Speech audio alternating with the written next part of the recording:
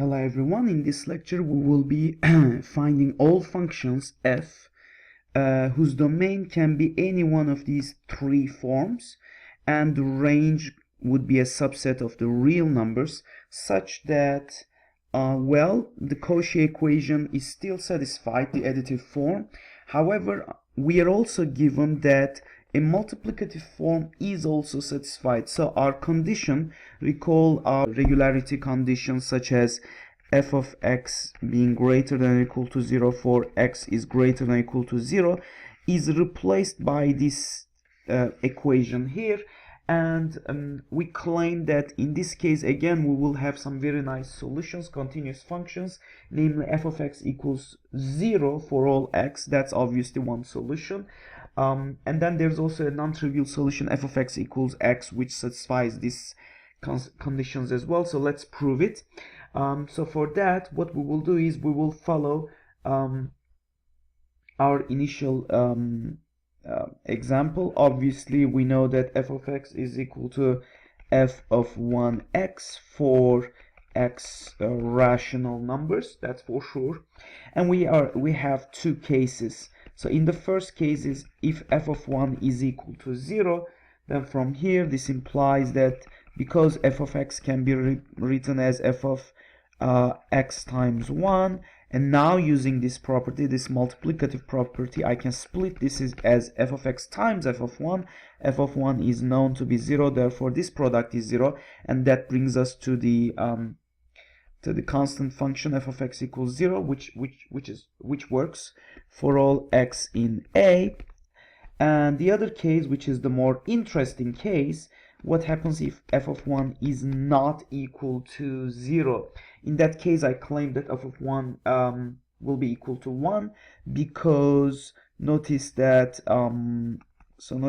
f of 1 can be written as f of 1 times 1 or f of 1 times f of 1, and therefore obviously this will imply that f of 1 is actually equal to 1. So therefore our solution here reduces to the fact that f of x is equal to f of 1 being 1, so we are just left with f of x is equal to x for basically x in Q. Now we need to also prove this for the other cases as well. So namely, we need to extend it to the case where x is an irrational number. So for that we will make a couple of observations. So notice that if y is greater than or equal to 0, that would actually imply that, notice, f of y can be written as f of y to the power 1/2 square, which is legitimate.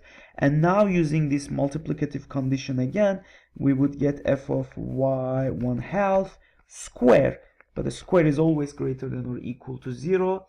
And also and in addition, we also know that f of x plus y is equal to, by the additive condition this time, f of x plus f of y.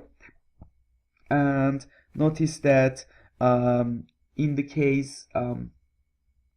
this case we know that f of x f of y is greater than or equal to 0 for y greater than or equal to 0, which is kind of our thing here. So therefore that would be greater than or equal to f of x here.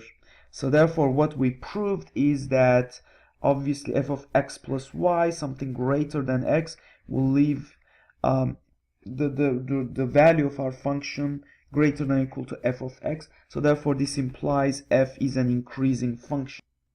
Now the rest of the argument is pretty straightforward. Once we establish that f is increasing and then it is the the additive form again, we will make use of the sandwich theorem as well, and we will be able to therefore extend this solution to all real numbers.